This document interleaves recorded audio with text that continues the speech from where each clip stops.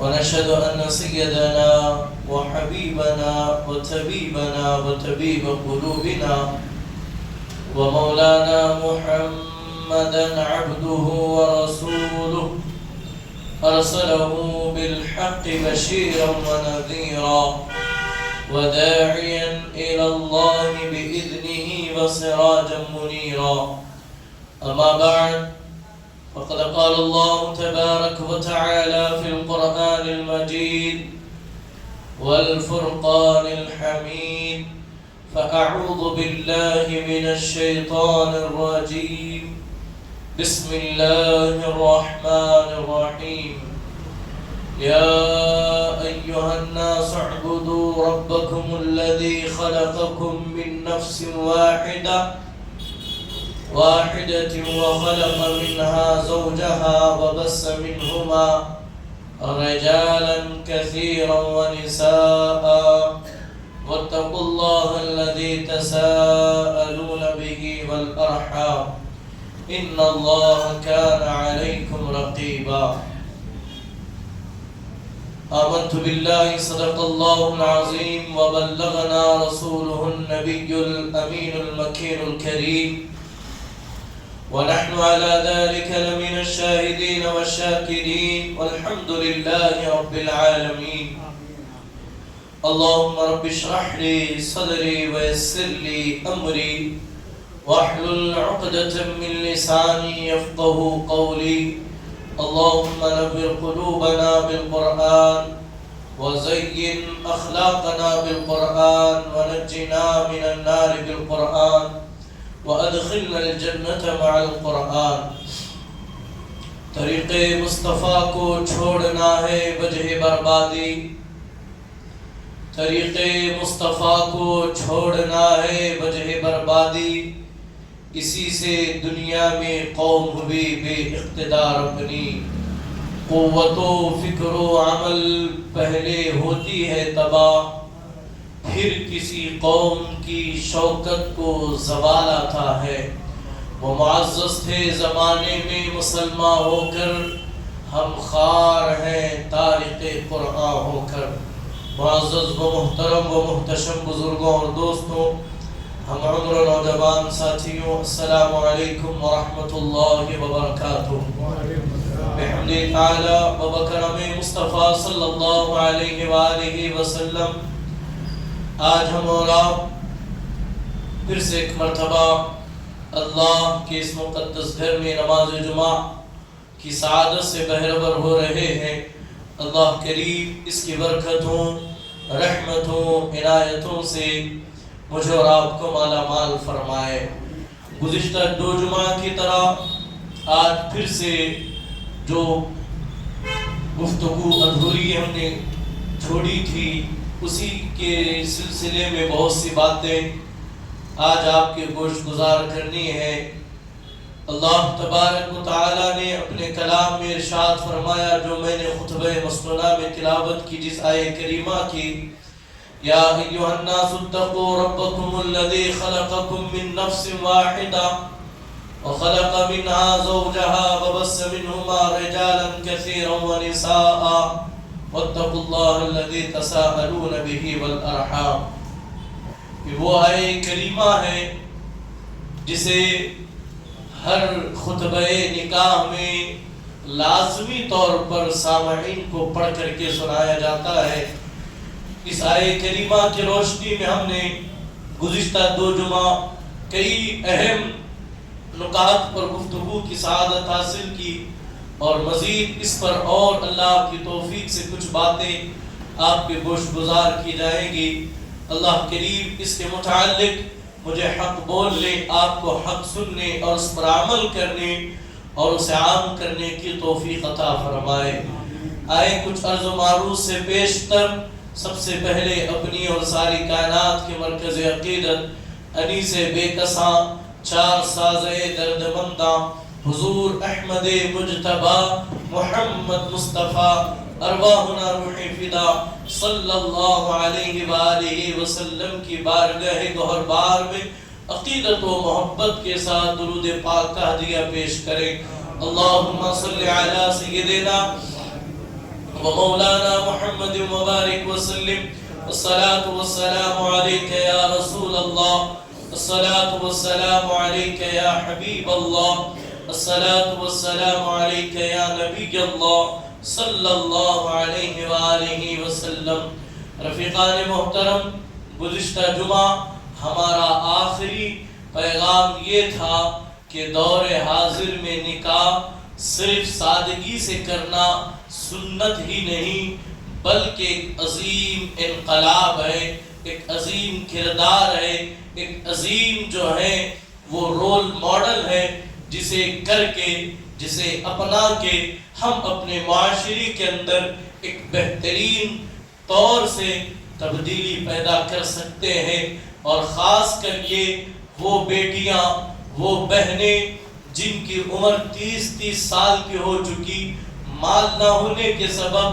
ذرائع نہ ہونے کے سبب، اسباب نہ ہونے کی وجہ سے وہ بوڑھی ہو رہی ہیں لیکن ان کے لیے معقول رشتے نہیں آ رہے ہیں. اس کے ذمہ دار کہیں نہ کہیں میں ہوں، آپ ہیں. یا تو ہم نے صحیح معنوں میں جس طرح اسلام نے نکاح بتایا، اسلام نے نکاح سکھایا، اسلام نے نکاح حضور علیہ السلام کے جو ہے وہ آپ کی ذات سے جس طرح نکاح کر کے آپ نے بتایا، یا تو ہم نے اسے سمجھا نہیں، یا تو ہم سمجھ کر کے انجانے بن گئے، یا پھر ہمیں معلوم ہی نہیں کہ نکاح ہوتا کیسے ہے، نکاح کس چیز کا نام ہے. تو اس کے متعلق آج جو ہے کچھ باتیں جو ہے آپ کے گوش گزار کروں گا کہ نکاح بعض صورتوں میں سنت موقدہ ہے، بعض صورتوں میں نکاح کرنا آپ پر واجب ہو جاتا ہے، ضروری ہو جاتا ہے، اور بعض صورتوں میں نکاح کرنا فرض ہو جاتا ہے، اور بعض صورتوں میں نکاح کرنا مکروہ اور حرام ہو جاتا ہے. یہ چند صورتیں ہیں جس کا جاننا مجھ پر اور آپ پر ضروری ہے اور لازم ہے. دیکھیں، کوئی کام، کوئی عبادت اس کے اصولوں کے مطابق کی جائے تبھی وہ پائے تکمیل کو پہنچتے ہیں، تبھی وہ پائے تکمیل کو پہنچ کر قبولیت کا درجہ حاصل کرتی ہے. مثال کے طور پر آج ہر آدمی نماز پڑھ رہا ہے اور نماز کے پڑھنے کے بعد اس کے اندر کوئی خاصا تبدیلی نظر نہیں آتی، اس کے اندر چینجز نظر نہیں آتا، جبکہ اللہ کا کلام کہتا ہے ان الصلاۃ تنہی عن الفحشاء والمنکر کہ بے شک نماز بے حیائیوں سے روک دیتی ہے، نماز برائیوں سے روک لیتی ہے، نماز انسان کو گناہوں سے بچا لیتی ہے. آج ایک انسان مسجد میں سجدوں پر سجدے کرتے ہوئے اس کے ماتھے گھس گئے، اس کی پیشانیاں کالی پڑ گئی، لیکن وہ بات کرتا ہے تو جھوٹ کے بغیر اس کی بات مکمل نہیں ہوتی. جب وہ گفتگو کرتا ہے تو وہ گالی دیے بغیر اپنی بات تمام نہیں کرتا. وہ اپنی ماں بہن کی عزت و احترام کی جو حدود تھی وہ ساروں کو پھلانگ کر کے ایک دوسرے کی ماں بہن کی گالیاں دے رہا ہے. تو اب ایک جو ہے اب سوال یہ پیدا ہوتا ہے، اللہ کا کلام تو کہتا ہے کہ نماز بے حیائیوں سے روک لیتی ہے، نماز برائیوں سے روک لیتی ہے، نماز جو ہے ایک انسان کو اللہ کا قرب عطا کرتی ہے. یہ کیسی نماز ہے جسے پڑھنے کے بعد بھی انسان گالیاں نہیں چھوڑ رہا، انسان گناہ نہیں چھوڑ رہا، انسان سودی کاروبار نہیں چھوڑ رہا، انسان حرام کاموں کو نہیں ترک کر رہا. تو جواب آئے گا، اے بندے خدا تو نماز تو پڑھ رہا ہے لیکن وہ نماز نہیں پڑھ رہا جس نماز کا تقاضا اللہ نے کلام میں اپنے جو ہے بندے سے کیا. تو وہ نماز نہیں ادا کر رہا جس نماز کا تجھے حکم دیا گیا. اللہ فرماتا ہے قد افلح المؤمنون الذين هم في صلاتهم خاشعون. وہ لوگ کامیاب ہوئے جو اپنی نماز کو خشوع و خضوع کے ساتھ ادا کر رہے ہیں. آج ہم نماز تو پڑھ رہے ہیں، ہمارا جسم مسجد میں ہے، ہم خود مسجد میں ہیں، لیکن ہمارا ذہن کہیں اور بھٹک رہا ہے، ہمارا ذہن کہیں اور ہمیں جو ہے وہ لے کر کے گھوم رہا ہے. ہے تو مجھے بتائیں اس نماز میں خشوع نہیں، اس نماز میں انسان حاضر نہیں، اس نماز کے اندر انسان جو ہے وہ دل لگا کر اپنے رب کے حضور حاضر نہیں، وہ نماز اسے کیا فائدہ دے گی؟ وہ نماز اسے کیا جو ہے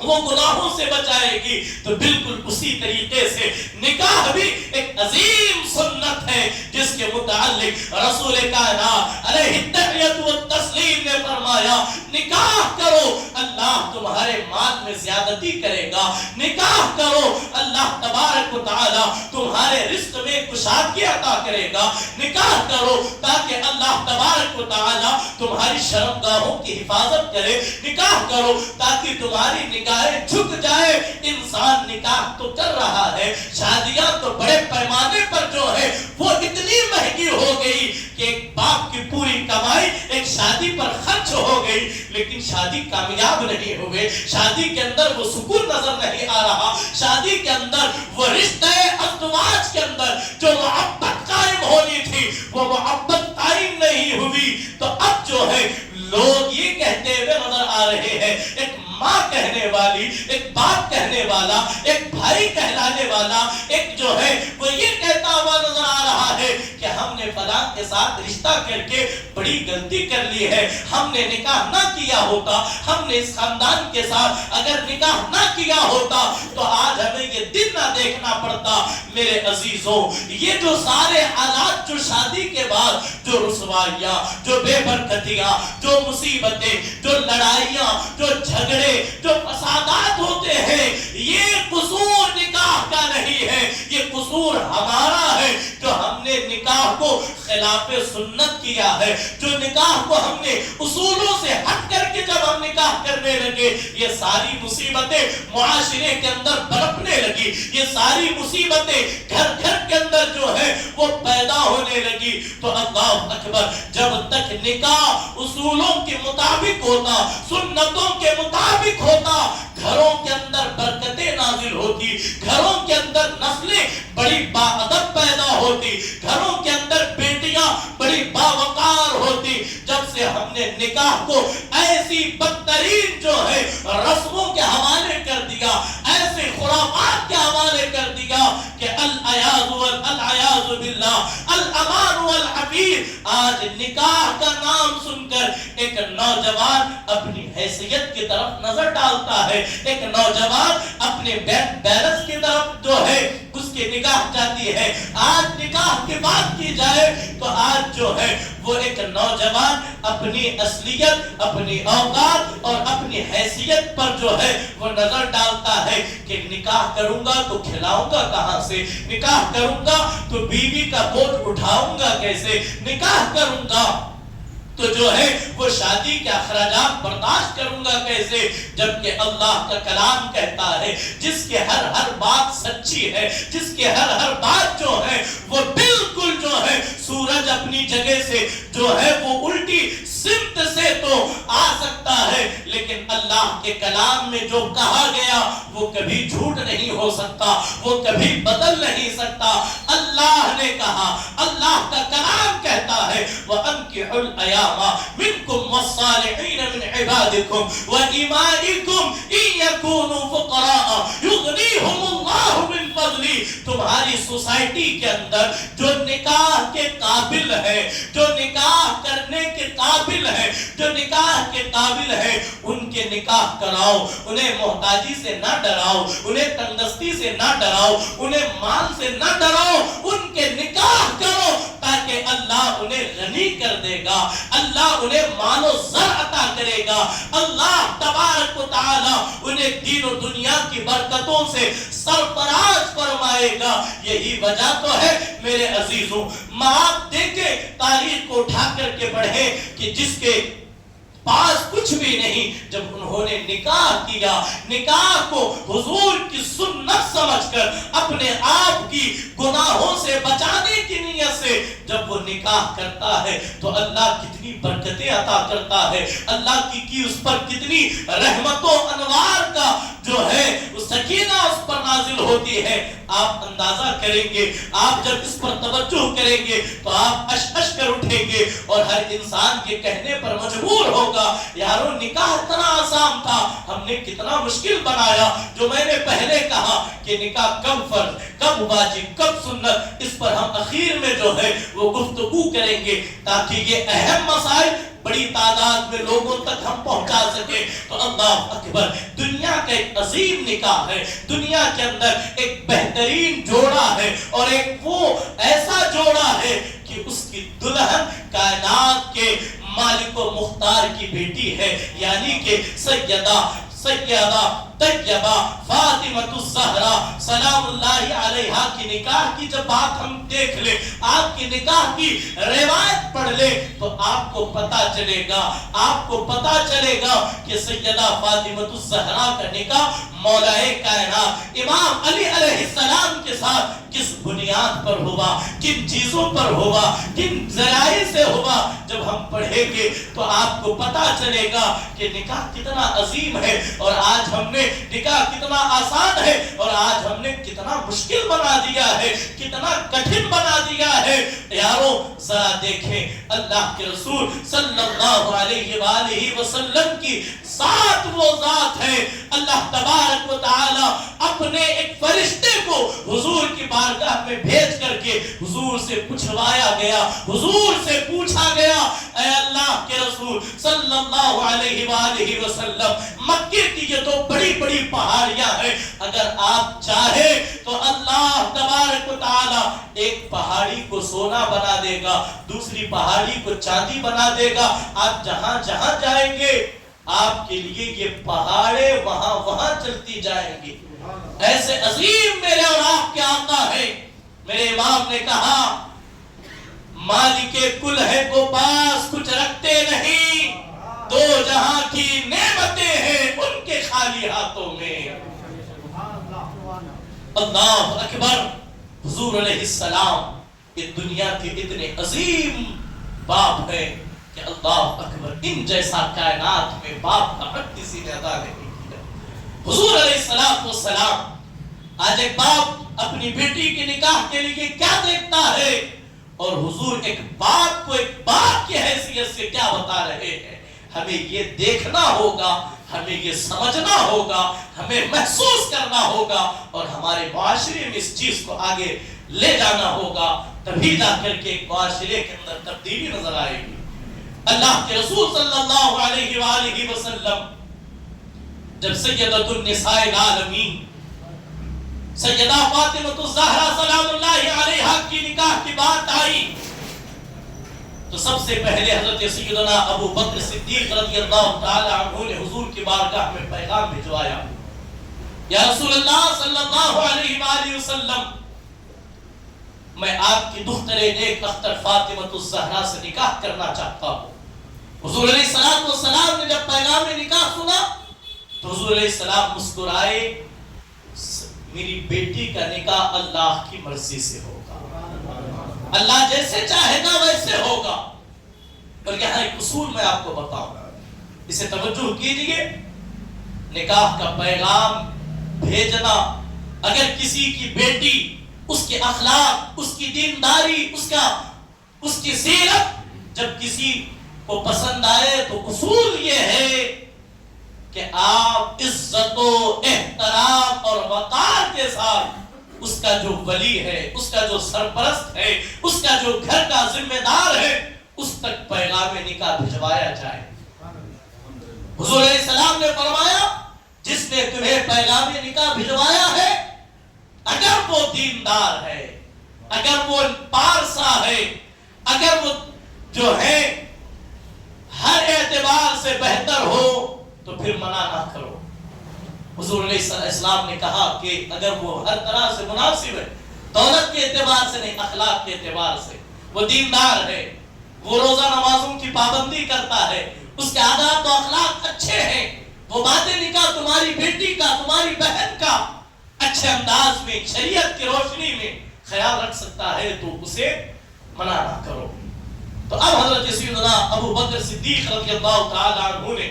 پیغام نکاح بھجوایا حضور علیہ السلام نے. جس انداز میں پیغام آیا تھا اسی محبت کے ساتھ حضور علیہ السلام نے جواب ارشاد فرمایا کہ جب اللہ کا حکم ہوگا اسی کے مطابق فاطمہ کا نکاح طے ہوگا۔ اس کے بعد حضرت سیدنا عمر فاروق نے پھر سیدہ فاطمہ الزہرا کے لیے نکاح کا پیغام بھجوایا۔ پھر آپ حضور علیہ السلام نے پہلے ہی کی طرح جواب دیا، جب اللہ چاہے گا، اللہ کی مرضی کے مطابق فاطمہ کا نکاح ہوگا سلام اللہ علیہا۔ اب اس کے بعد حضرت سیدنا ابو بکر صدیق رضی اللہ تعالی عنہ اور حضرت سیدنا عمر فاروق رضی اللہ تعالی عنہ دونوں صحابہ نے مل کر حضرت مولا کائنات امام علی علیہ السلام کی بارگاہ میں آپ نے کہا، اے علی ہم نے پوچھ لیا، اب تمہاری باری ہے، تم بھی حضور سے کیوں پوچھ نہیں لیتے، تم بھی حضور سے پوچھ لو۔ تو مولا کائنات حضرت سیدنا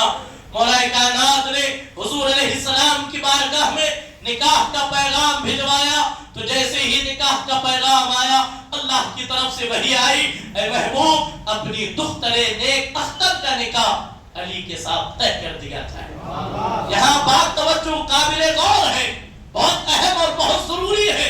حضور علیہ السلام نے مولا کائنات حضرت سیدنا علی کرم اللہ تعالی وجہ الکریم کو اپنی بارگاہ میں بلایا، بلا کر کے کہا، اے علی میں اس بات پر اللہ اور اس کا رسول راضی ہے کہ میری بیٹی تیرے نکاح میں دے دی جائے۔ تو اب حضرت سیدنا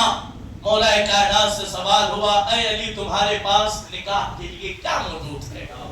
تم نے کیا جمع کیا؟ بڑا عشق والا جواب ہے، اگر آپ سمجھ سکتے ہیں تو اسے محسوس کریں۔ حضرت سیدنا مولا کائنات کی پوری تربیت پرورش حضور نے اپنے گھر میں کی ہے۔ حضور نے مولا کائنات کی پرورش کی تو مولا کائنات عرض گزار ہوئے، یا رسول اللہ میرے ماں باپ آپ پر قربان، آپ نے کیا جمع کیا ہے؟ اس لیے کہ جو بھی آتا سب لٹا دیا جاتا۔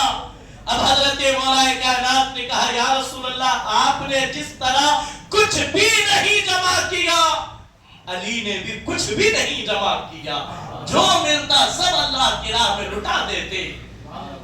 اللہ اکبر۔ اب حضور علیہ السلام نے پوچھا، علی تمہارے پاس کیا ہے؟ مولا کائنات نے کہا، یا رسول اللہ ایک تلوار ہے، ایک گھوڑا ہے اور ایک زرہ ہے۔ تلوار ہے، ایک گھوڑا ہے اور ایک زرہ ہے، جو جنگ کے وقت ہتھیاروں سے، نیزوں سے، بھالوں سے بچنے کے لیے ایک جنگی پہنتا تھا۔ یہاں بھی بڑا عجیب معاملہ پیش آیا۔ حضور علیہ السلام نے فرمایا، علی تیری تلوار کی ضرورت اسلام کو ہے، علی کو نہیں ہے، تیری ذوالفقار کی ضرورت اسلام کو ہے۔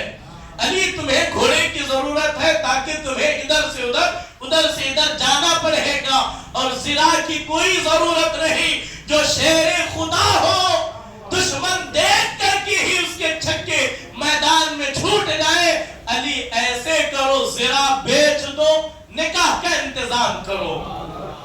زرہ بیچ دو، نکاح کا انتظام کرو۔ یہاں رک کر کے اس سے پہلے کی دو باتیں میں آپ کے سامنے رکھوں گا، آپ سے سوال کروں گا، آپ ایک باپ ہونے کی حیثیت سے، ایک بھائی ہونے کی حیثیت سے ذرا اس پر توجہ کریں کہ حضور علیہ السلام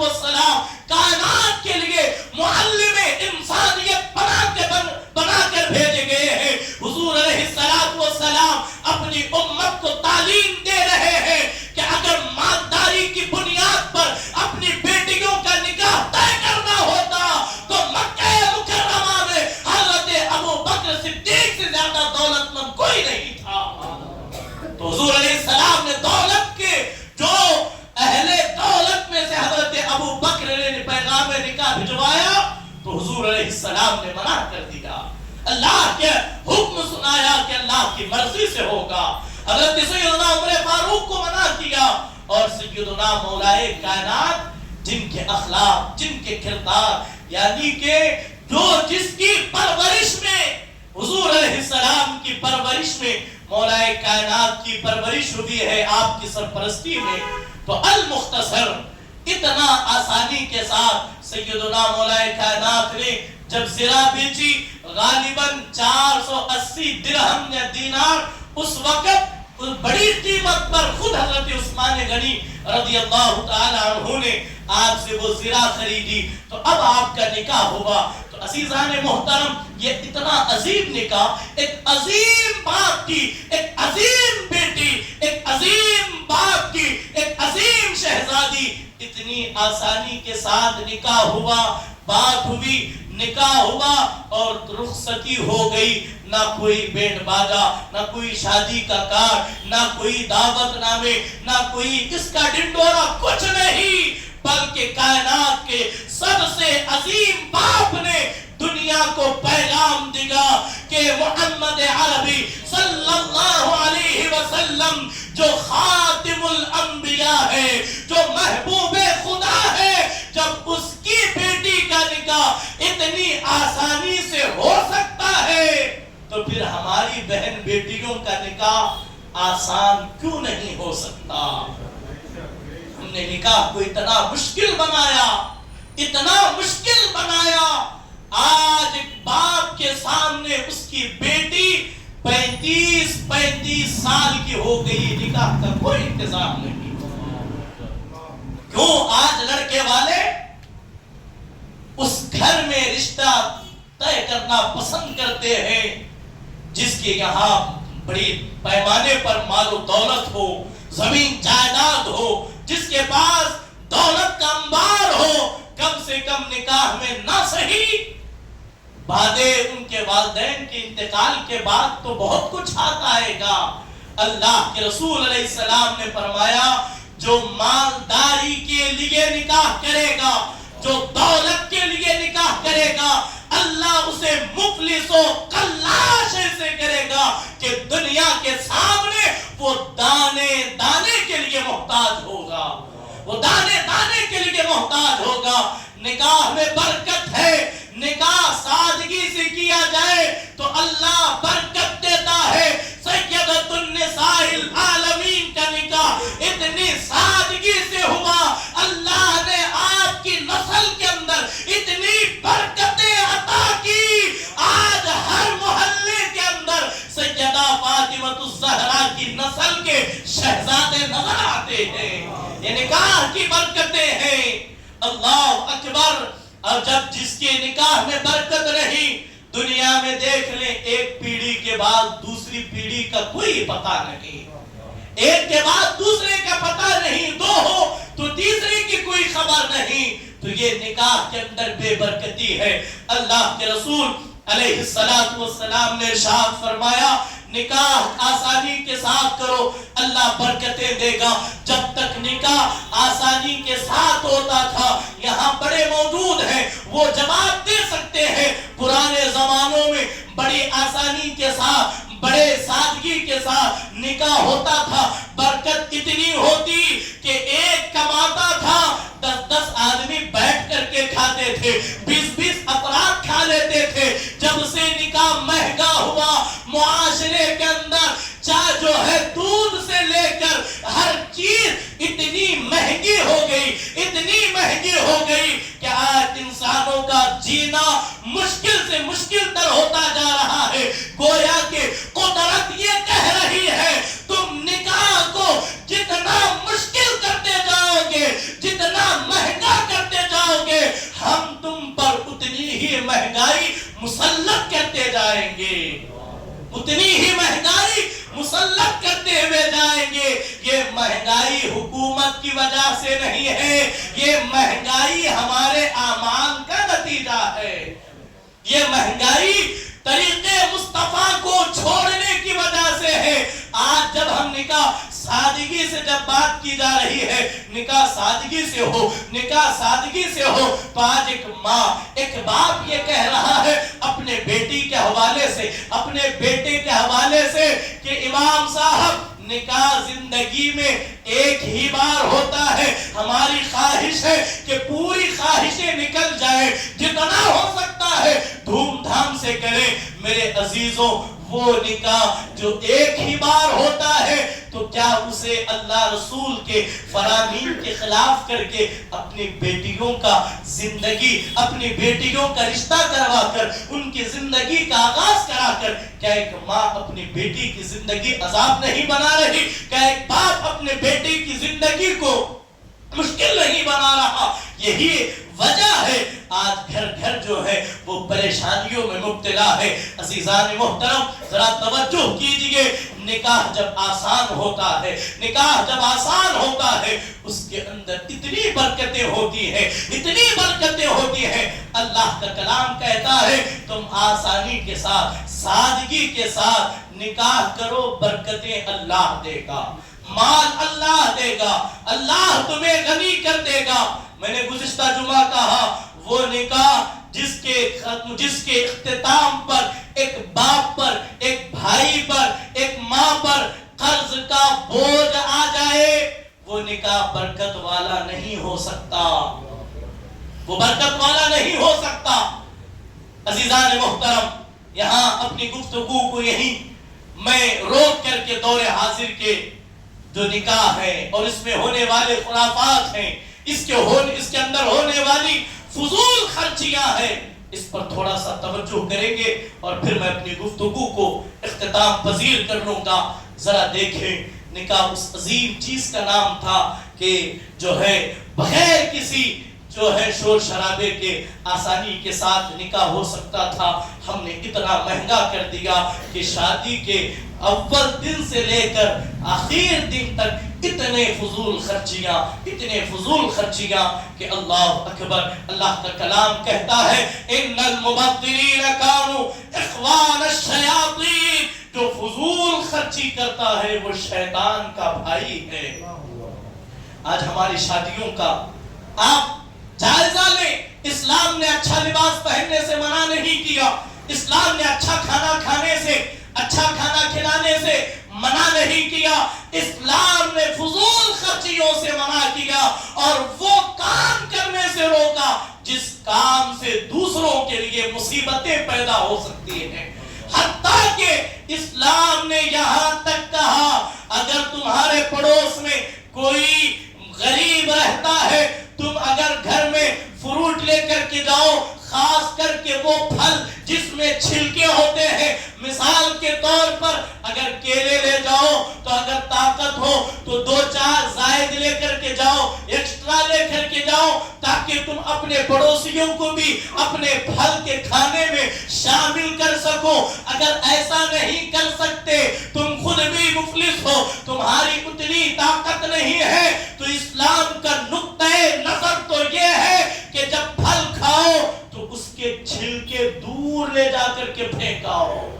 دور پھینکاؤ، تاکہ غریب کے بچے پھل کے چھلکے دیکھ کر اپنے والدین سے اس سے مطالبہ نہ کریں۔ اسلام تو یہ کہتا تھا۔ آج ذرا شادی کے اول دن سے لے کر آخر دن تک دیکھیں، اسلام نے ایک بیٹی کو، ایک عورت کو، ایک بہن کو، ایک ماں کو، ایک بیوی کو کس قدر پاکیزگی کے ساتھ اور کس قدر چھپا کر کے رکھا تھا۔ آج ہم نے اس بیٹی کو کیا کیا؟ شادی کے دن آپ دیکھیں کارڈ سے آغاز ہوتا ہے۔ آج سے چند سال پہلے ہم یہ دیکھتے تھے کہ بیٹی کا نام کارڈ پر لکھانے کو ایک باپ غیرت کے خلاف سمجھتا تھا۔ ڈاکٹر آف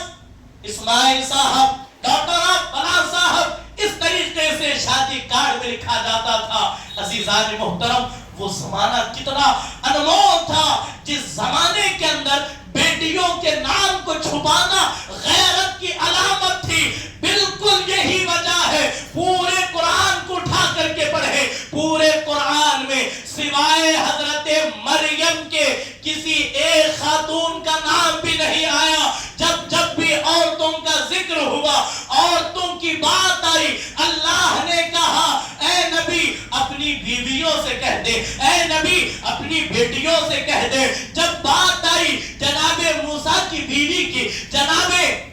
جو ہے وہ آسیہ کی، جناب ابراہیم کی جو ہے وہ زوجہ کی، تو اللہ تبارک و تعالی نے حتیٰ کہ حضرت نوح کی جو نافرمان اور گمراہ بیوی تھی، اللہ نے اس کا نام بھی نہیں لیا اور دنیا کو یہ بتایا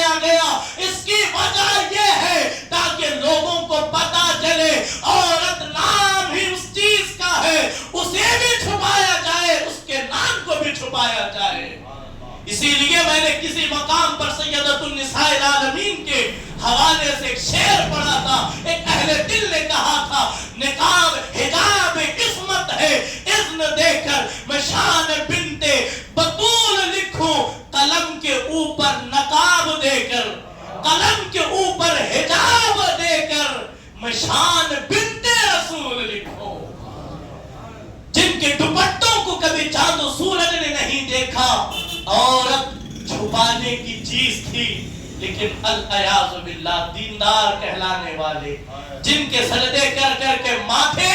کالے پڑ گئے، حج کرنے والے لوگ، نمازی لوگ، علماء لوگ، حافظ لوگ، اب ان کے گھر کی بھی بیٹیاں، مائیں، بہنیں محفوظ نہیں ہیں، بے پردہ ہو گئی ہے، پردے میں نظر نہیں آتی۔ عزیزان محترم ذرا دیکھیں، جہاں نام چھپا کر کے لکھایا جاتا تھا، آج تو کپڑے بھی سرے عام دکھائے جاتے ہیں،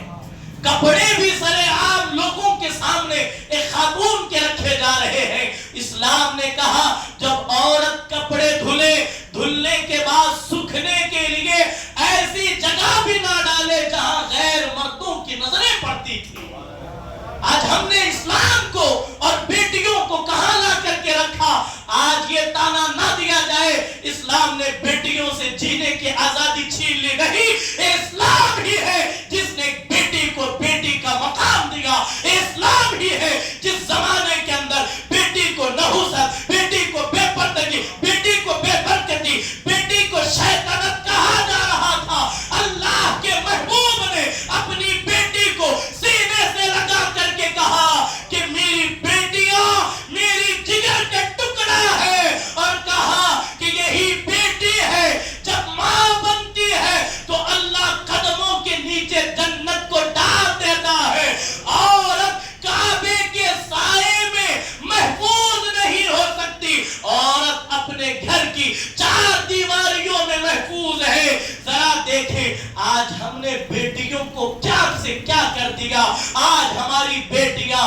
نمائش ہو گئی ہے، لوگوں کی آنکھوں کے لیے زینت بن گئی ہے۔ ایک دلہن بڑی سج دھج کے میک اپ کر کے ہر طرح سے اپنے آپ کو سوار کر کے جب ہال میں آتی ہے تو پٹاخے پھوٹ رہے ہیں، ہر طرف سے آگ کے وہ فوارے اڑ رہے ہیں، اور ہر طرف سے ایک عجیب جو نہ دیکھنے والے لوگ ہیں وہ بھی اس خاتون کو، اس دلہن کو ان کی دیکھنے پر میں کیا عرض کروں۔ عزیزان محترم، میری زبان حیا میں اتنی دم نہیں، اتنی میں طاقت محسوس نہیں کرتا کہ حالات کا رونا کس انداز میں رویا جائے۔ آج اگر کسی کے موبائل میں کسی کی بہن اور بیٹی کا فوٹو آئے، وہ بیٹا، وہ باپ، وہ بھائی، وہ اس کے لیے اس کے تن بدن میں آگ لگتی ہے، لیکن وہی بے غیرت دولہا شادی کے دن، ولیمے کے دن اپنی دلہن کو بے پردہ اسٹیج پر کھڑا کر کے دوستوں کے ساتھ تصویریں بنا رہا، دوستوں کے ساتھ فوٹو اور کھنچوا رہا ہے۔ ابھی شادی سے دلہن لوٹی نہیں، پوری دنیا کے اندر اسٹیٹس میں دلہن کو بھی دیکھ لیا گیا، دلہے کو بھی دیکھ لیا گیا۔ آج اگر کوئی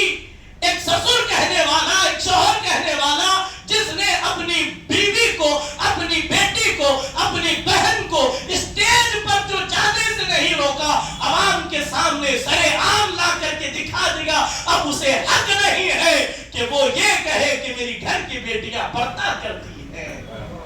اللہ اکبر۔ عزیزان محترم، وقت اجازت نہیں دیتا، بہت ساری باتیں ہیں، ہمیں اس سے نکلنا ہوگا۔ نکاح ایسے کرے کہ مسجد کے اندر خطبہ نکاح ہو، مسجد سے رخصتی ہو۔ اگر ہم نہیں کریں گے تو اللہ قدرت خدا بندی جانتی ہے کس طرح کروانا ہے۔ مثال ہمارے سامنے ہے، 2020 میں 2021 میں جماعت والے جانتے ہیں چائے ٹوسٹ پر نکاح ہوا، کیا آپ بھول گئے؟ قدرت کی لاٹھی میں آواز نہیں، اپنی دولت کے لیے اپنی دولت کی نمائش کر کے غریب بیٹیوں کے لیے شادی میں رکاوٹ نہ بنے۔ اللہ کریم کی بارگاہ میں دعا گو ہوں، اس سے قبل ذرا یہ بھی دیکھ لیں کہ نکاح کب فرض اور کب واجب اور کب سنت ہوتا ہے۔ میں اپنی گفتگو کو سمیٹ لوں گا، جب نکاح اصول کے مطابق نہیں ہوتا ہے تو چند دن ہی نہیں جاتے کہ پھر میاں بیوی کے اندر تضاد پیدا ہوتا ہے، جھگڑے پیدا ہوتے ہیں، بات طلاق تک جاتی ہے۔ اور حتیٰ کہ آج میں یہ چیز دیکھ رہا ہوں، کئی جوڑے ایسے ہیں آج سوسائٹی کے اندر جنہوں نے جھگڑے میں بیویوں کو طلاق دے دی پھر بھی ساتھ رہ رہے ہیں۔ اس پر بھی اس کے مسائل بھی ہمیں جاننے ضروری ہے، اس لیے کہ اسلام ہمارے اعمال جہاں پر ٹکے ہیں اس پر ہماری توجہ ضروری ہے۔ اللہ نے زندگی دی تو طلاق کے مسائل پر بھی انشاءاللہ آنے والے جمعہ ہم گفتگو کریں گے۔ بس اتنا یاد رکھیں، نکاح صرف سنت ہی نہیں، بعض اوقات میں نکاح واجب ہے، بعض موقع پر نکاح کرنا فرض ہو جاتا ہے نماز کی طرح، اور بعض مواقع پر نکاح کرنا حرام ہو جاتا ہے۔ دیکھیں، جب آپ نکاح کب سنت ہے؟ جب اعتدال کی حالت میں ہیں، آپ عام طور پر زندگی گزار رہے ہیں، آپ کی جو نفسانی خواہش جسے شہوت کہتے ہیں وہ بہت زیادہ نہیں ہے، ایسی نہیں ہے کہ آپ ہر جگہ جو ہے وہ آج کے زمانے کے الفاظ میں وہ ہر عورت پر جو ہے وہ بری نظر سے دیکھ رہا ہے، یا کوئی اور ایسی شہوت نہیں ہے کہ جس کا غلبہ سر چڑھ کے بول رہا ہو، یا پھر ایسا بھی نہیں کہ بالکل نامرد بھی نہیں، درمیان میں ہے۔ تو اب ایسے وقت میں ایسی حالت میں نکاح کرنا سنت موقدہ ہے۔ حضور علیہ السلام نے فرمایا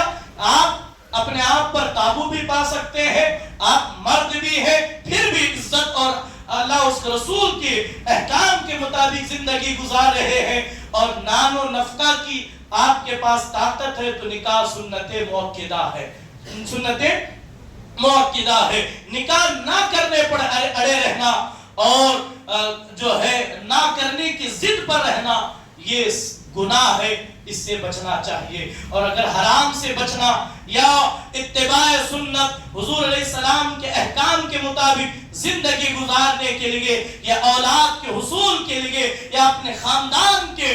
مضبوطی کے لیے نکاح کرنا ہے تو یہ مستحب ہے اور ثواب بھی ہے۔ اگر صرف لذت حاصل کرنے یا قضائے شہوت پوری کرنا ہو تو اس میں کوئی ثواب نہیں ہے۔ اگر سنت سمجھ کر کے نکاح کیا جائے، میرے نبی نے نکاح کیا، اگر اسی کے مطابق نکاح کیا جائے تو پوری زندگی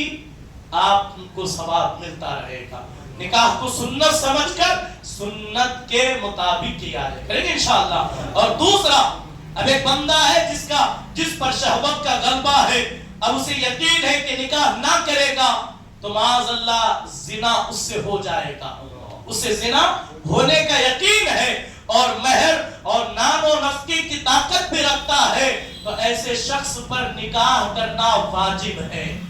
ایسے شخص پر نکاح کرنا واجب ہے۔ جبکہ اجنبی عورت کی طرف نگاہ اٹھنے سے روک نہیں سکتا، یا معاذ اللہ ہاتھ سے کام لینا پڑتا ہے، ایسے شخص پر نکاح واجب ہے۔ میں سمجھتا ہوں نکاح اتنا مشکل ہو گیا، کئی نوجوان، مجھے نہیں معلوم، کئی پیڑھیاں، کئی نسلیں اپنی نفسانی خواہشات کو اپنے ہاتھ سے پورا کر رہے ہیں۔ یہ تلخ حقیقت ہے، یہ تلخ اور کڑوا سچ ہے جسے ہم نے بالکل لائٹ اور ہلکے میں لیا ہے۔ لہٰذا نکاح اس پر واجب ہے، وہ نکاح کے اقدام کرے، اور اس کے بعد اگر یہ یقین ہو کہ نکاح نہ کرنے میں زنا واقع ہو جائے گا، اگر نکاح نہیں کروں گا تو مجھ سے زنا ہو ہی جائے گا، میں بچ نہیں سکتا، تو ایسی صورت میں نکاح کرنا نماز کی طرح بالکل فرض ہے، بالکل فرض ہے، نکاح کرے۔ اور اس کے بعد یہ اندیشہ ہے نکاح کرے گا تو اس خاتون کا نان و نفقہ نہیں دے سکے گا، یا جو ضروری باتیں ہیں ان کو پورا نہ کر سکے گا، تو نکاح مکروہ ہے، اور ان باتوں کا یقین ہو تو نکاح کرنا اس کے لیے حرام ہے۔ تو یہاں بات اپنی مکمل میں سمیٹ لوں، وہ عورتیں جو آج مساجد کے سامنے بیٹھ کر کے بھیک مانگ رہی ہے، جو 2 بچوں کو لے کر 3 بچیوں کو لے کر کے مساجد کے سامنے آ رہی ہے، تو ان کے کے مرد جنہوں نے ان خواتین کو نکاح میں رکھا اور ان کا نان و نفقہ نہیں ادا کر سکتے، نکاح تو ہو جائے گا لیکن ان کا نکاح کرنا حرام تھا۔ اگر نکاح کیا ہے تو ایک مرد پر ضروری ہے کہ ان کا نان و نفقہ ادا کرے، ان کی ضرورتیں پوری کرے، نکاح کو آسان کرے، اتنا مشکل نہ بنائے کہ ایک باپ کو ایک بیٹی کو مساجد کے سامنے کھڑے ہو کر چندہ مانگ کر بھیک مانگ کر اپنی بیٹیوں کا نکاح کرنے کی نوبت آئے۔ اللہ کریم کے حضور دعا گو ہو، اللہ تبارک و تعالی اپنے فضل سے ہم تمام کو شریعت کے مطابق